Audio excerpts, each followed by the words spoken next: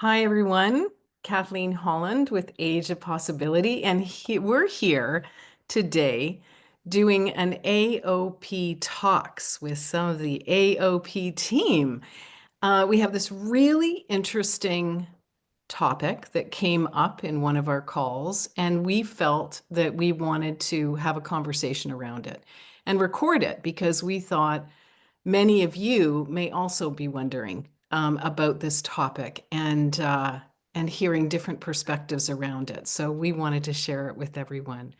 I'm just going to ask everyone on the team to say hi and where they're from. I'm from New Brunswick, Canada, and I'm going to hand it over to Kim. Hi there, I'm Kimberly and I'm from Ontario, Canada. Hello, I'm Judy and I'm from Tampa, Florida. Hi, I'm Kathy and I'm from Rochester, New York. Hi, I'm Jeanette and I live in North Carolina.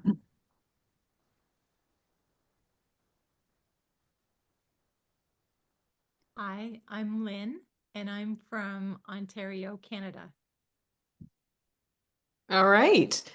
So it was, in fact, Judy who brought this topic up, and I'm going to let Judy share the story of how this came up for her, and she's going to take it away for us. Thanks, Judy.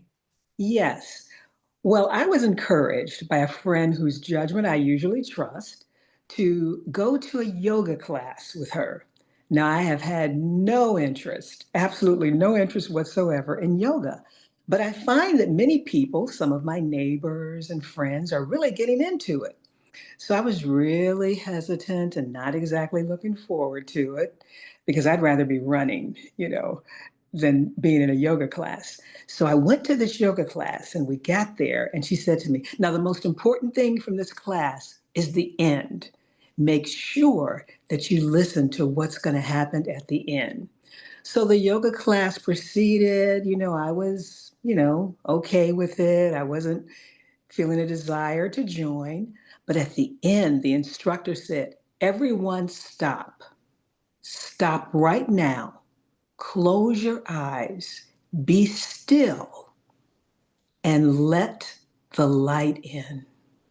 Let the light in." And after the class was over, I was thinking about those words and the meanings behind it. And it really started to resonate with me. And so I would get up the next day and the day after and think, let the light in. What can I do today to let the light in? And what does that mean? And how can I effectively practice that? And so I shared that with my group members here on the AOP team. And I'm really jazzed that we're taking the time to really reflect on this today. All right, ladies, let's have a conversation about this. What does it mean to you? Uh, for me, letting the light in is a daily thing and hopefully several times a day. I think the biggest way that I let the light in is through joy, especially laughter. Like I'm laughing more now, and which is remarkable considering what's going on in the world.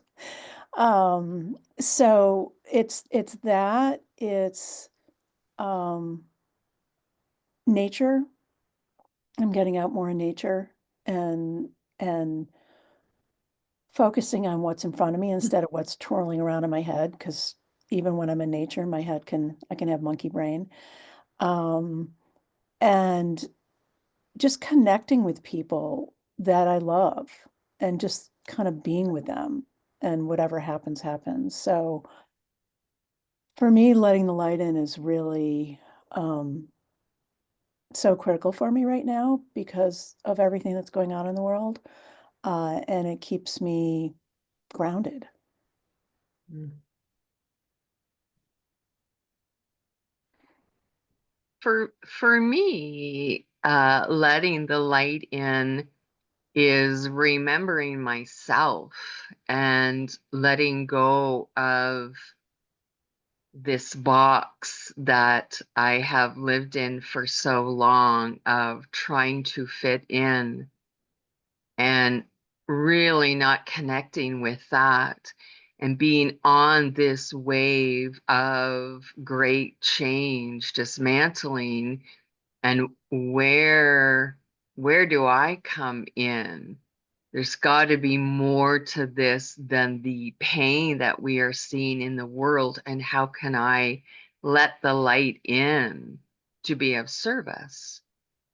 And letting go of the old rules and regulations of fitting in, let the light in.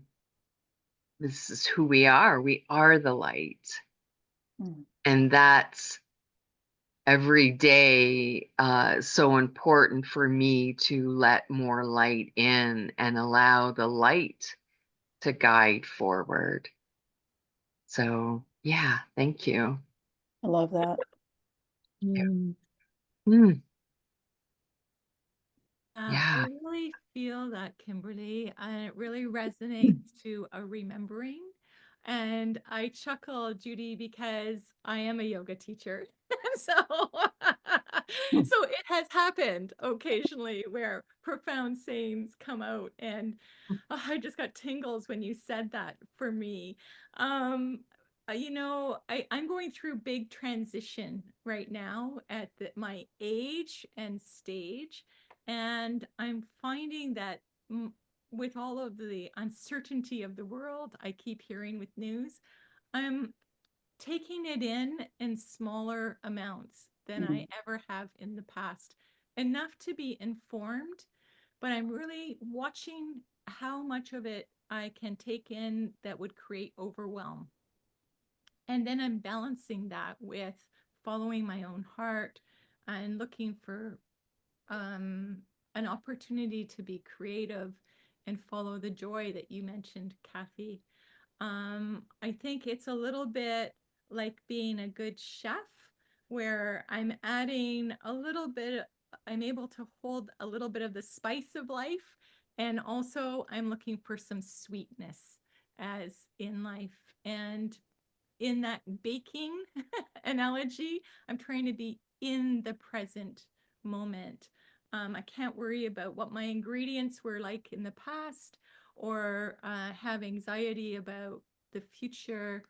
I find that when I'm in the moment of creating that dish, creating my life, there is a part of me that just resonates as light.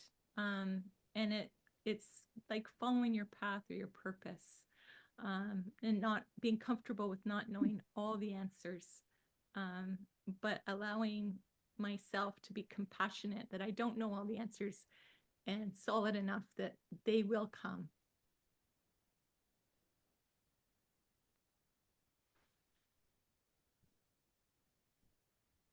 I think the news, like really thinking about how much news you're consuming is critical for me too. Yeah. Um, I am very aware of how it affects me. And if I turn it on and I hear a story that's really hitting me hard, I want to stay informed, but I also am very cognizant of the effect it can have.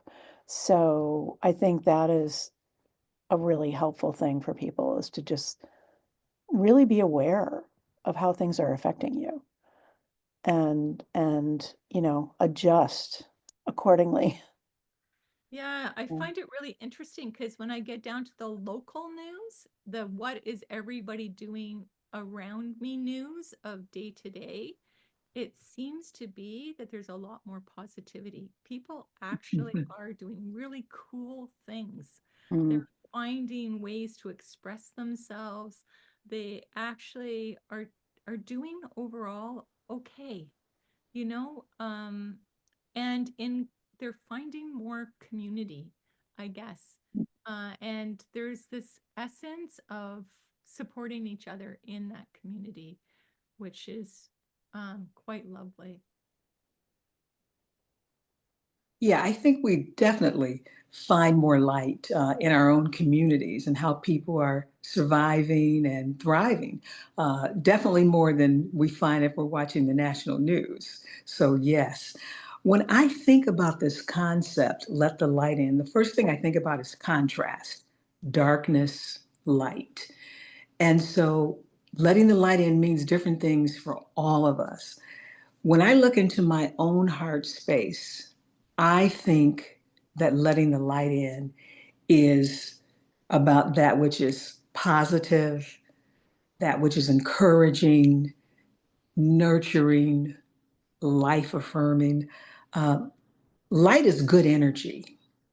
And so for me, that's what I have to focus on, good energy in the people that I'm around, that I share my life with, and the events and activities that I pursue, all of those things. I'm looking for good, positive energy and ways that I can have a positive impact. But I find that for me, there are going to have to be some requirements for me to let the light in because you can slip back on that like you can on anything else. And so I came up with a couple of things. And the first one was I started writing in my gratitude journal again, which I have this really nice journal and it was kind of put off to the side for a while. But after that yoga class that inspired me to really, really delve into this concept of let the light in, I thought about what are the things that are light for me and what are the things that I'm grateful for and the people and the activities.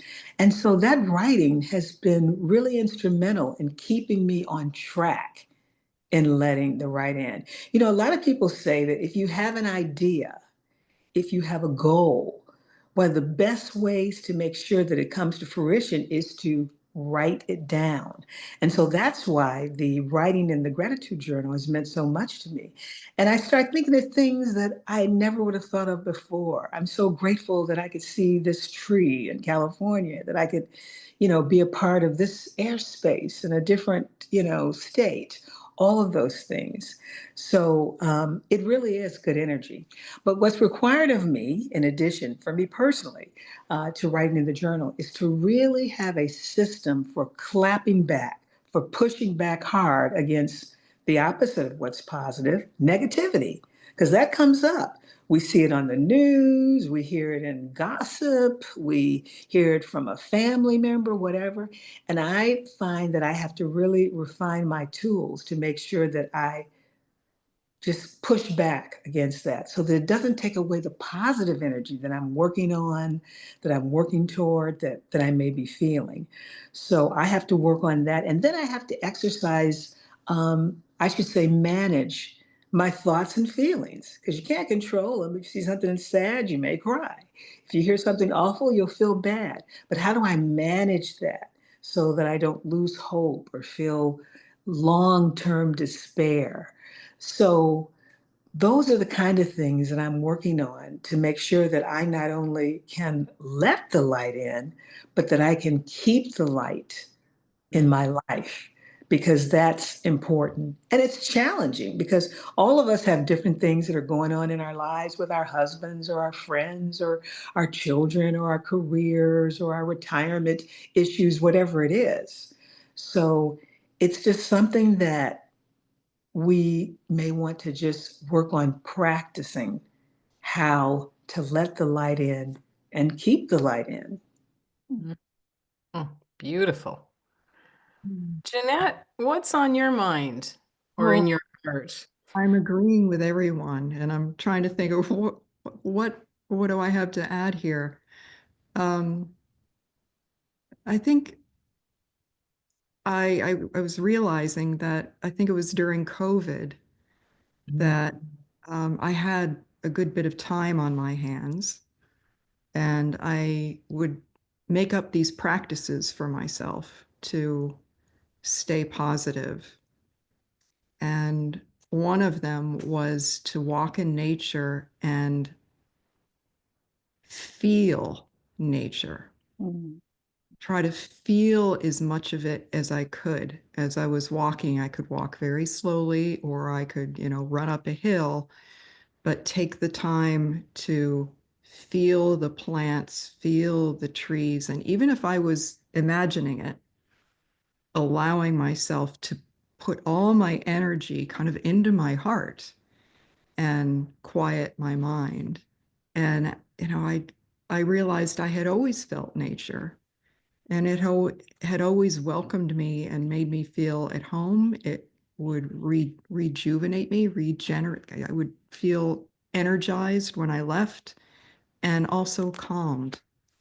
And so I was really communing with nature and feeling that it was receptive. And just the other day, I read a little article that came out of Heart Math that said they have shown that people who send love to a tree for 10 minutes, the tree's circadian rhythms are amplified in a really big way. So they are responding to that. So I knew I wasn't imagining it. So that's one thing. The other thing that came to mind is I am married to a United States government worker, and United States government workers are under siege right now. And so I have recognized that part of my job is to bring in the light, not just for me, but for him. And has made me much more aware of when my energy is not what I want it to be. So to him, I say, we need to change the energy in this room. Let's find something to watch because we don't watch a lot of anything. Let's watch something that is life, like you said, Judy, life affirming, or something that's funny, or something that will lift our spirits. And we watched a documentary on elephants, and we were crying by the end of it, or um, some really good stand up, or something that reminds us of what it is to be a whole human living surrounded by the wholeness of nature. And they can be hard to find given what's in the media these days, but they make such a difference. And so when I'm tired at the end of the day and I'm making dinner and I'm kind of wishing I weren't making dinner, I'll put on some soft jazz, and all of a sudden, I love being in the kitchen. I love washing the dishes. Or, when I need to get energized, I'll turn on something that I love, some music that I love that I can also dance to. And suddenly I'm out of my head and I'm into my body. And or if I'm getting too heady, I'll do some Tai Chi, and then I can feel the energy flowing through me. And all of those things bring me joy. So it's I think those things are like general recommendations, but what it looks like is individual to each of us. And it's something we just have to ask her, how do I change my energy? I don't want to feel like this anymore. Mm. I've been listening to a lot of music Mm-hmm. more than usual, which has been really nice. And it's just this feeling like, oh, I need to hear music, so it's coming to me more. Um, and Judy went the gratitude journal. Every morning I wake up and I think about, what I'm grateful for and why. And that's made such a huge difference for me because it Yeah. changes your mindset, you know. It Um, shifts that energy. I yeah. love that you're saying light is energy. I hadn't really Mhm, thought of it like that before. mhm, And emotions follow thoughts. So Mhm. so they come and Mhm. they can go. It reminds me of Tara Brach and her analogy to rain, which is recognize, allow, investigate, and then nurture. Or some say non-identification for the N.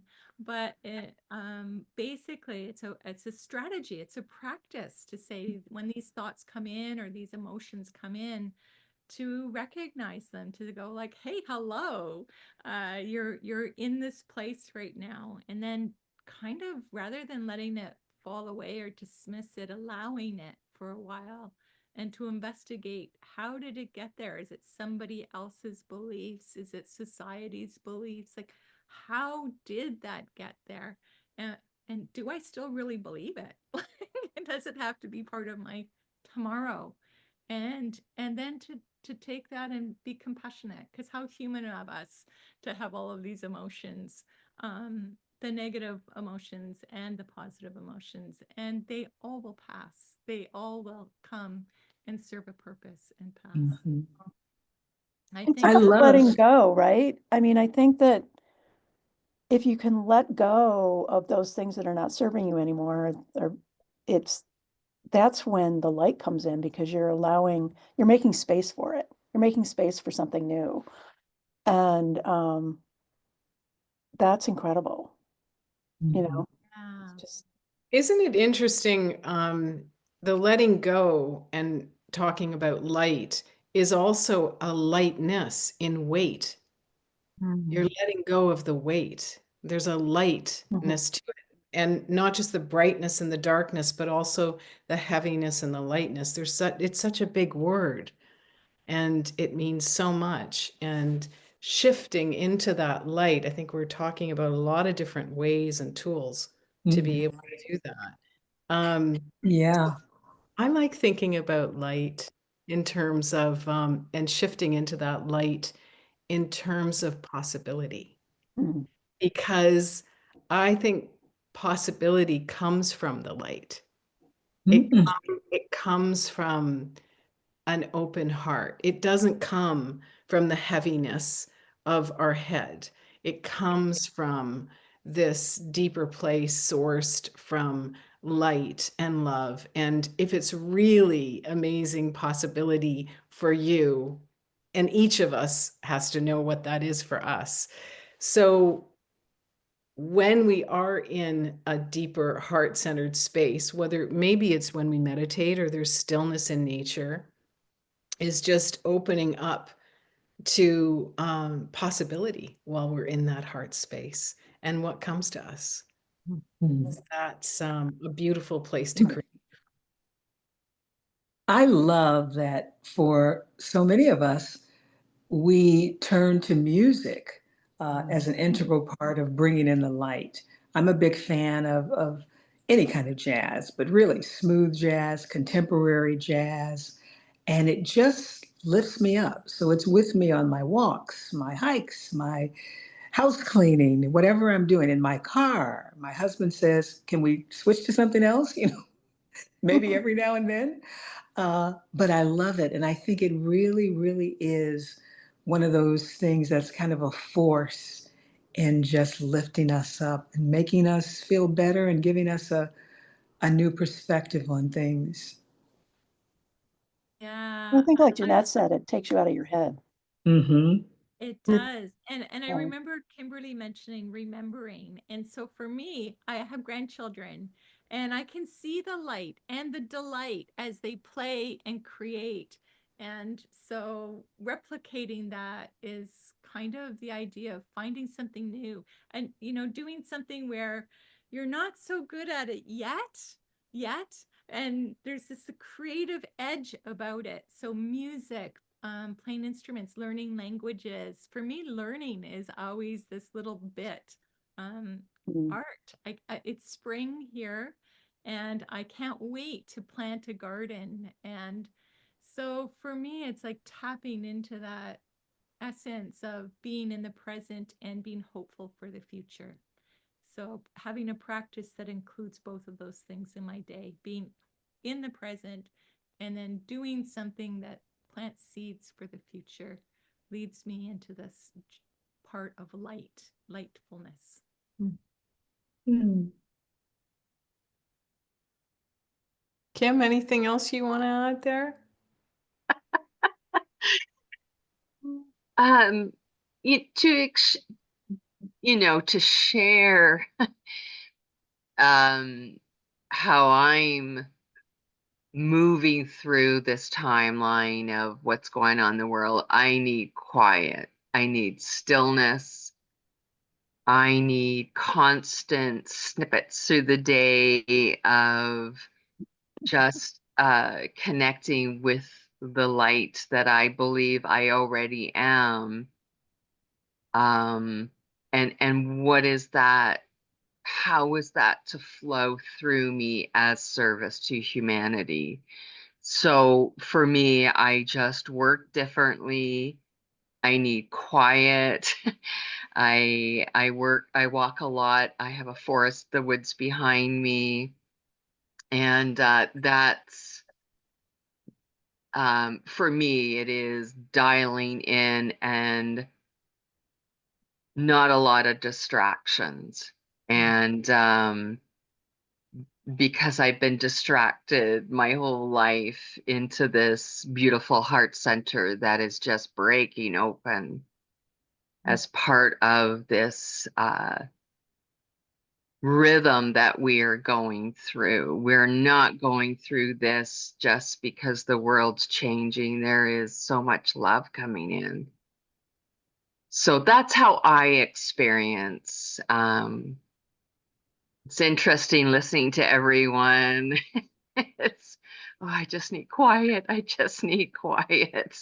I'm with you, Kimberly. I like Yeah. the quiet too. In fact, I would say I'm doubling down on meditation. If I don't have the answers, then you know what? I don't need to have the answers, but I seek time to turn inwards, um, to at least comfort myself with not having those answers available now and only needing to know the next step. The next step. What is the next step? That's it, one step at a time. I saw a really interesting picture the other day, and it had two ladders, and the rungs on the ladders were really close on one of the ladders, and the rungs on the ladder were really extremely far away, like a huge reach. And I was thinking about, if I was putting that in the context of light, I want those steps to be closer together. They may be smaller, they may even be almost insignificant, but if I could reach those steps each day, those little steps, I don't have to be at the bottom looking up to how am I going to ever reach that next rung to get myself up. And so for me, sometimes I do want to aspire to just jump up to the next rung that's unreachable, but I find in the quiet, I'm starting to put in place smaller steps, and a lot of gratitude for patience as how human am I as I try to straddle my way up my ladder. Mhm. Lynn, I love that analogy, the ladder and the steps. It's beautiful. We all want to ascend, right? So how big is that your next step for you? And are you comfortable? Like mountain climbers would they'd have a rope and they'd get on to the next one way up there, but some of us one step at a time, whatever that is. Yeah. Beautiful. Does anyone else want to add anything to this enriching conversation? Just the thought that for those who may be listening to us on this topic, think about the light that we're letting in through our conversation with each other. So if you can get around some positive people, friends, or people you don't know much about, and you can have a nice, warm, positive conversation like we're having, it'll do you a world of good. I love that. And actually ask that question in that conversation if you want to hear what others have to say about it. And also if you're watching it, share on the notes what your thoughts are around this. It's going to be recorded through YouTube, and we'd love to see your comments if you have ideas, and we'd love to share those as well. I'd also just remind ourselves that the light is always waiting there for you. It's Mhm. always there, Mhm. and you can open up to it any time, and it will rush in because it wants to be with you. Yeah, and it's deep inside us, isn't it? It's always there inside us. It's in that Sometimes it's hard possibility. to reach. Hmm? I said it's in that possibility. Mm-hmm. Mm-hmm. I recently created like a mantra, a prayer for myself, and it's I surrender to your loving and healing energy, and I know that my heart will hold the light. Mm. And Ooh. it's Mhm. just like last week I came up with that, and you know, it probably came to me from various sources, but um, it's really kind of this mantra that grounds me, and I love it. Beautiful. Yeah. Yes. Well, that's a beautiful way to end that. Thank you, Kathy. Can you write that down for us? Because I'm going to include it in the Yeah, newsletter. I'll send it to you.